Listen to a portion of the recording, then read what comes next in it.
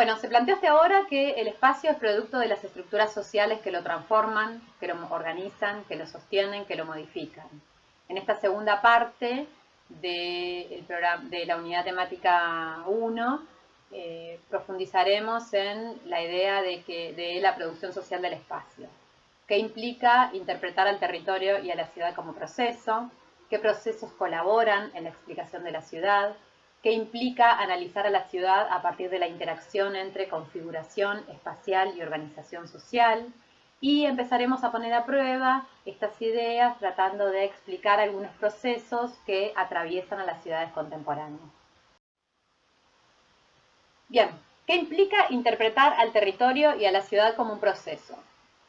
La ciudad no es algo congelado. La ciudad no es, sino que está siendo, dice alguno de los autores. El concepto de ciudad como acumulación histórica que plantea Santos intenta explicar esta idea de proceso. Este autor lo que dice es que la ciudad es la acumulación de objetos materiales y de actuaciones sociales. Él plantea que las formas espaciales se explican en su relación con las condiciones sociales, económicas, culturales, políticas y de distinto tipo de las épocas en las que fueron creadas, y a la vez se explican con las funciones propias del presente. Acá esta idea que él llama de acumulación histórica intenta explicar la importancia de entender a la ciudad como un proceso. Los procesos sirven para explicar a las ciudades.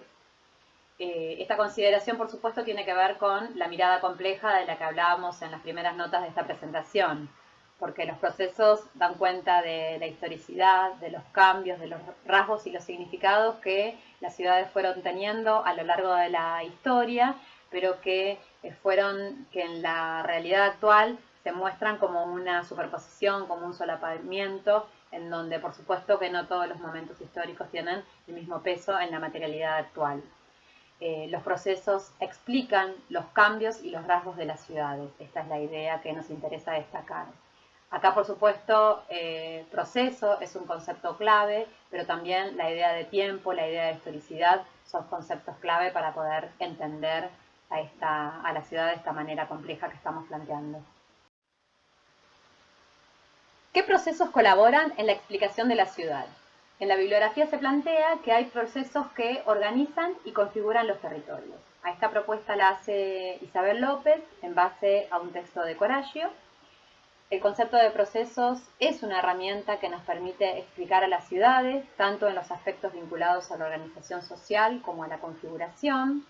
La autora plantea que hay procesos de distinto tipo y se pueden diferenciar por su temporalidad, bien sea porque se trata de procesos históricos, de escala social, o porque son procesos coyunturales, por la escala, porque han resultado estructurantes por su dinámica sistémica, o bien por la escala, porque son propios de la escala local.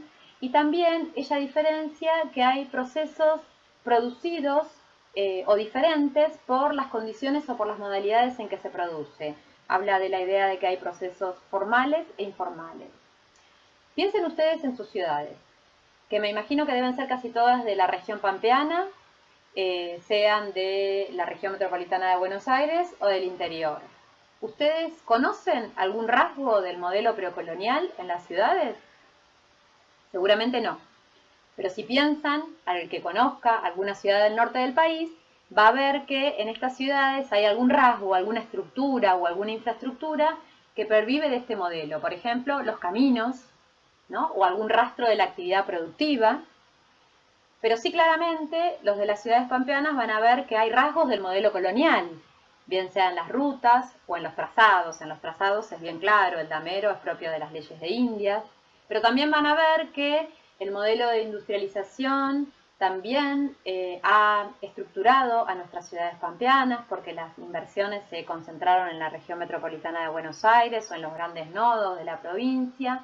Acá, por ejemplo, en La Plata en el Gran La Plata tenemos a YPF y a la petroquímica como industrias pioneras de nuestro polo industrial. Pero también vamos a ver que el modelo globalizador nos dejó algunos rasgos que se ven en los desequilibrios grandes que hay entre sectores muy ricos y sectores muy pobres, o también lo pueden ver en la localización de algunas sedes corporativas, como la de la foto esta, que es en un sector de Buenos Aires cercano a Puerto Madero. También van a ver que hay procesos estos de carácter estructural que nos han dejado rastros en el territorio, como los procesos vinculados al sistema capitalista, los grandes procesos estructurales de acentuación de la pobreza, que son diferentes de acuerdo a cómo interaccionan con procesos locales. También me interesa traer la idea que refuerza Isabel en su texto, en donde ella destaca que los procesos informales también atraviesan a la materialización y a la organización de las ciudades latinoamericanas y que es una de las principales características que tienen las ciudades nuestras hoy. Bueno, tratando de poner a prueba estas ideas de procesos amalgamándose o superponiéndose para organizar y configurar a nuestros territorios, les propongo mirar la foto de la izquierda de nuevo, que es un recorte de una fotito, pero me parece que claramente muestra cómo estos distintos procesos se juxtaponen, configurando y organizando nuestra ciudad. Pueden ver claramente el modelo global materializado en los edificios corporativos, pero que en verdad están implantados sobre un damero colonial, que a la vez se amalgamó con productos edilicios propios del fin de siglo. Esta foto está sacada en el Correo Central, esto está al lado del edificio del Correo Central, del CCK. Me parece que claramente uno puede hacer el ejercicio con una foto de un sector de su ciudad, de descubrir cómo estos distintos procesos van organizando y materializando nuestras ciudades. Bueno, avanzando entonces, como haciendo más operativos para describir a las ciudades, los conceptos de organización y configuración territorial, interpretados por supuesto en distintos contextos, van a ser útiles para comprender determinado territorio, determinada ciudad. Claramente son más operativos que el de espacio y van a ser de mayor utilidad para describir una ciudad. Cuando hablamos de configuración territorial o configuración espacial, nos estamos refiriendo a la materialidad, a los objetos físicos y a los flujos de una ciudad. También a la forma en que se distribuyen estos objetos físicos y estos flujos. Los datos, por ejemplo, que nos van a servir para describir a la configuración de una ciudad van a ser la distancia entre partes, la extensión de la superficie, la densidad, la concentración o dispersión de sus partes, las direcciones que tienen los movimientos, las conectividades, la contigüidad o discontigüidad entre partes, la centralidad o perificidad de cada una de sus partes. En relación a estos datos, va a haber configuraciones que son más propias de lo rural y configuraciones que son más propias de lo urbano. Y hay otras configuraciones intermedias que son estas configuraciones llamadas periurbanas. Digamos, esto, de alguna manera, si se dan cuenta, ya estamos acercándonos a describir o a tener herramientas para abordar a nuestras ciudades. Uno podría hablar de cómo es la configuración de tal parte de la ciudad de La Plata en relación a estos componentes: distancia, extensión, densidad, concentración. Y a la par de esto, seguramente es un rasgo fundamental acercarse a cómo es su organización social. No habrá posibilidad de entender o de interpretar a la configuración territorial si no explicamos rasgos de su organización social, que, como venimos diciendo, refiere a los procesos sociales, económicos, productivos, culturales que sostienen a esa configuración. Esta es la propuesta que hace López en uno de los textos principales de la bibliografía. Poniendo a prueba algunas de las ideas que vimos hasta ahora, nos preguntamos cómo son las ciudades contemporáneas. Dos rasgos que cita Gurevich en la bibliografía que ustedes tienen, hablan de que en las ciudades actuales se puede hablar que las fronteras temporales y espaciales no son lo que eran antes, que hoy en día las fronteras temporales y espaciales están expandidas, están extendidas, porque los flujos migratorios informáticos y financieros son mucho más intensos de lo que eran antes, pero que por otra parte hay esta idea de globalidad, de ciudades globales, pero también hay una extrema fragmentación y desigualdad y diferencias entre algunos puntos que sí, que están muy interconectados, que conforman redes e incluso globales, y otros puntos que están extremadamente marginados. Esto significa que hay ciudad, pero fundamentalmente de población que está hiperconectada y población que está en extrema aislación. Estas son dos características que Gurevich usa para describir a las ciudades contemporáneas y en las cuales para hacer estas interpretaciones está utilizando los conceptos de procesos, de tiempo, de actores, de condiciones sociales y de materialidades de las ciudades.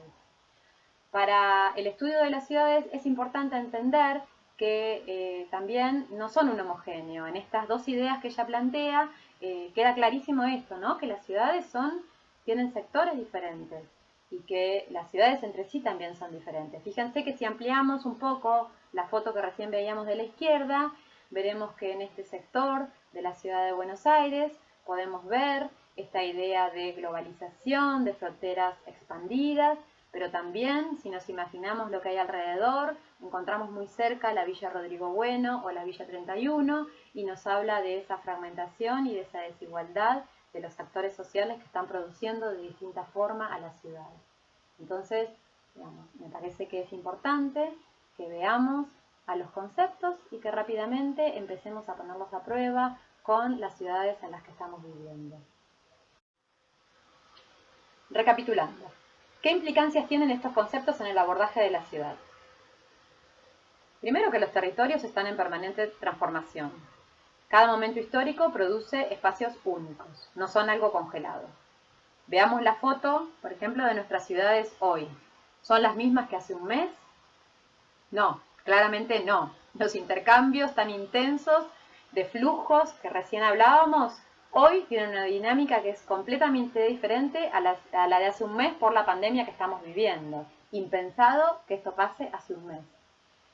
Para comprender las ciudades hoy, también hace falta relacionarlas con procesos de escala mundial, pero también de escala local, urbanos y rurales, formales e informales, procesos de concentración y de dispersión.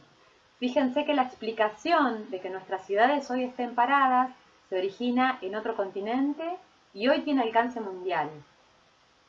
También las diferencias entre ciudades se explican por la relación diferente con contextos mayores. No todas las ciudades o partes de las mismas se vinculan de igual forma con lo regional, ni lo hacen en igual intensidad de flujos.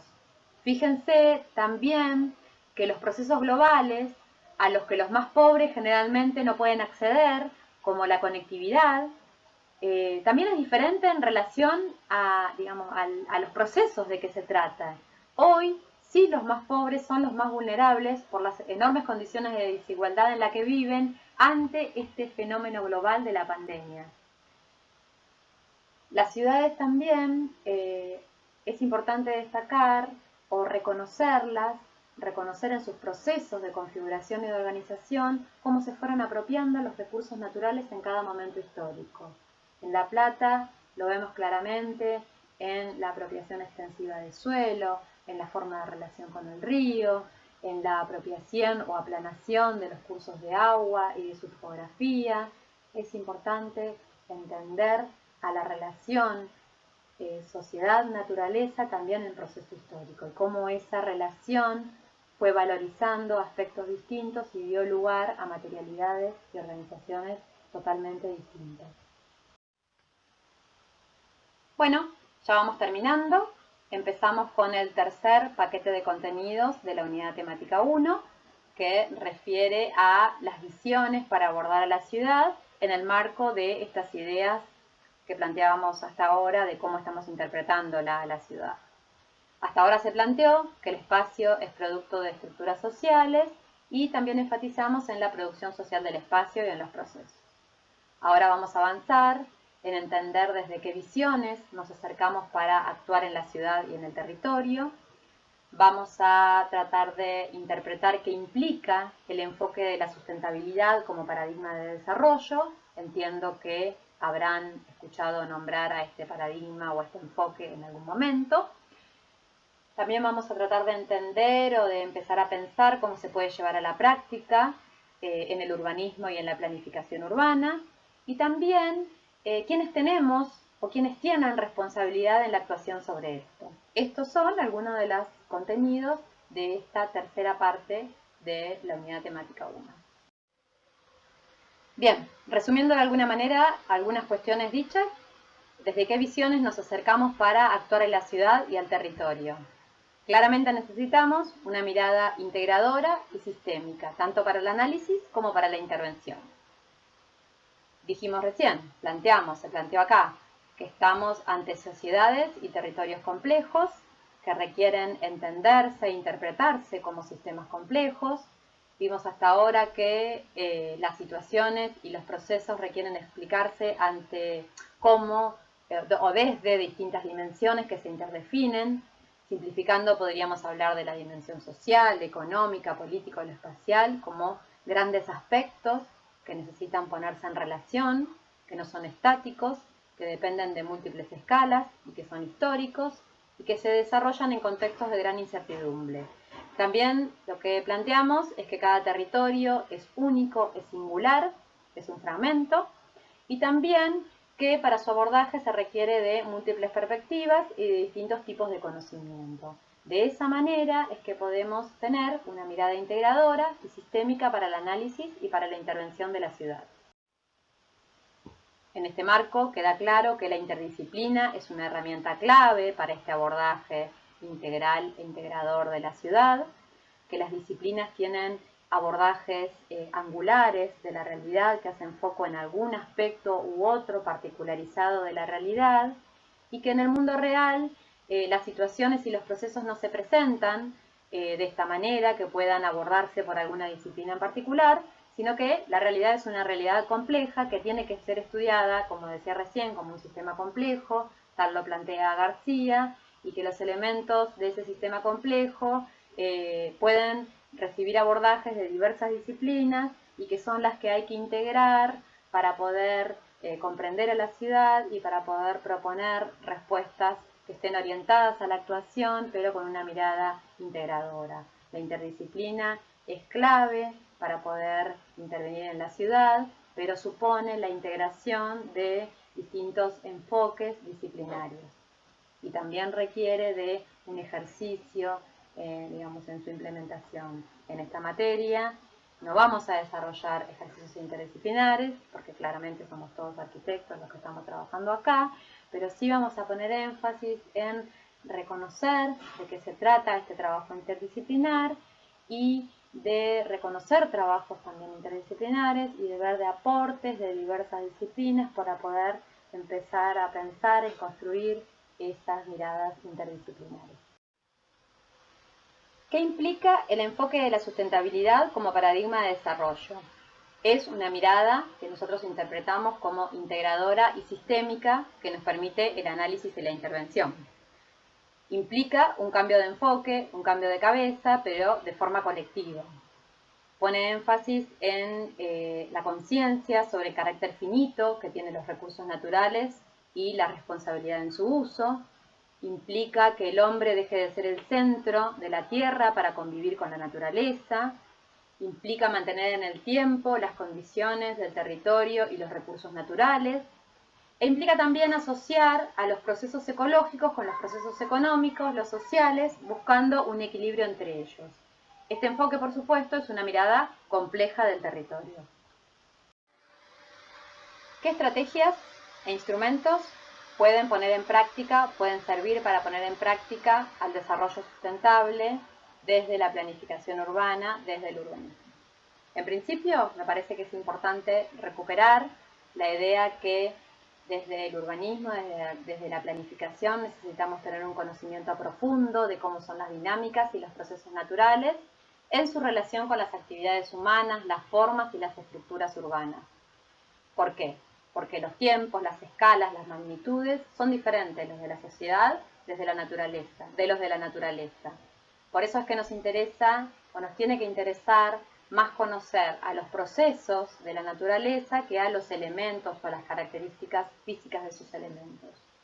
Entender que este conocimiento profundo de las dinámicas y procesos naturales en su relación con las actividades humanas es importante como condicionante para el análisis y también como condicionante de la intervención.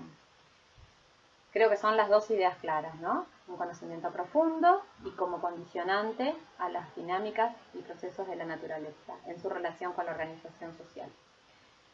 Algunas ideas aportadas desde el urbanismo paisajista nos proponen pensar que los sistemas ecológicos sean autogestionables, más que pensar en restaurar sistemas ecológicos que alguna vez fueron. También en la idea de pensar zonas verdes urbanas como estructurantes, por su valor como espacios públicos, pero también como espacios verdes, como espacios de permeabilización, como espacios de recarga del acuífero. Son algunas estrategias que desde el urbanismo, más que nada vinculado al paisaje, se propone para aportar al desarrollo sustentable, que por supuesto son limitadas solamente a esta dimensión del desarrollo. Cuando estamos hablando de desarrollo sustentable, estamos hablando más que nada de una propuesta que intenta hacer un cambio social y estructural. En esta última presentación, lo que intento recuperar son algunas visiones urbanísticas que surgieron como crítica al urbanismo funcionalista, que nos pueden ayudar desde la propuesta de disciplinar, la del arquitecto urbanista, para tener una mirada integradora de la ciudad. Se trata de miradas que tienen un mayor énfasis puesto en la configuración o en la mirada arquitectónica, pero que conversan o conversaron de algún modo con la mirada social o la mirada culturalista de la ciudad. En todas las miradas, en todas estas propuestas se destaca el valor de la urbanidad, del lugar, de la arquitectura de la ciudad, pero que son propuestas urbanísticas que nacen del arquitecto y que creo que pueden recuperarse para ponerse en diálogo o articularse en esta propuesta de desarrollo sustentable, pensada desde la dimensión urbana. Me refiero a la propuesta del urbanismo arquitectónico y paisajístico de Cullen, a las propuestas de diseño urbano de CERT, al urbanismo visual con eje en la percepción de Kevin Lynch, a la idea más social de integración y de mixtura de la ciudad propuesta por Jacobs, a la idea de diversidad de Christopher Alexander, o a las recuperaciones de la idea de urbanidad desde lo físico de Ungers, Robb, Solá Morales, Moneo. Todas estas son propuestas que intentaron avanzar un poco más allá de las propuestas genéricas y abstractas del movimiento moderno, que entendemos que pueden colaborar casi como un aporte disciplinar para poder tener una mirada integradora de la ciudad. No tenemos que negar cuál puede ser el aporte propio del arquitecto. En teorías territoriales no vamos a desarrollar estas miradas porque ustedes ya las desarrollaron en la materia teoría de la arquitectura. También seguramente la conocen por el propio taller de arquitectura. Recapitulando, llegamos al final. ¿Qué implicancias tienen estos conceptos en el abordaje de la ciudad? En primer lugar, la idea de desarrollo sustentable implica priorizar necesidades colectivas sobre las individuales. Entendemos que para esto la política es fundamental. La idea de desarrollo sustentable tiene que permear a todas las actuaciones sobre el territorio en forma multidimensional y multiescalar. Implica ocuparse del acceso equitativo a los recursos básicos. Implica también ocuparse desde ciertos temas como el consumo de energía, la eficiencia energética, el transporte, el desarrollo industrial, el aprovechamiento de las tierras cuando se intervienen las ciudades. Implica un conjunto de acciones articuladas para, en su conjunto, incidir o tender hacia ese desarrollo sustentable. Estas son algunas estrategias que podrían colaborar en el desarrollo sustentable. Y algunas de las implicancias que podrían tener estos conceptos que empezamos a trabajar ahora para el desarrollo sustentable. Por supuesto que a medida que vayamos cursando teorías territoriales, plan 1 y plan 2, se van a desarrollar. Ahora queda así en un planteo general. Por último, en estas tres láminas que siguen, les dejo algunas preguntas que podrían servir para seguir pensando sobre los temas que vamos a abordar en la actividad práctica y ponernos en relación con estas ideas, estos conceptos, estas teorías que empezamos a visibilizar. En esta primera, algunas preguntas relacionadas con el territorio y la ciudad. En esta segunda lámina les dejo algunas preguntas que sirven para seguir pensando los temas vinculados a la producción social del espacio. Y en esta última lámina les dejo algunas preguntas para seguir pensando sobre los temas relacionados con las visiones para abordar a la ciudad. Acá tienen el registro de cuál es la bibliografía de la unidad temática 1, la que le da sentido y contenido a esta presentación. A esta bibliografía, tanto la básica como la complementaria, la pueden bajar del blog de la cátedra, pero en la biblioteca de la facultad también están los libros.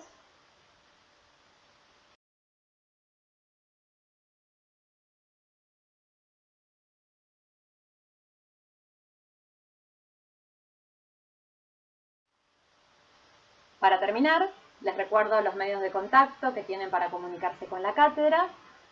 Siempre todo está en el blog. También usamos la página de Instagram para dar avisos. Y también les dejo mi correo electrónico por si necesitan comunicarse por algún tema en particular. Les agradezco por su atención. Sé que es más difícil concentrarse de esta forma, no presencial, pero bueno, estamos haciendo un esfuerzo grande todos para estar a la altura. Les dejo saludos y cualquier cosa, cualquier duda que tengan, me escriben. Gracias de nuevo.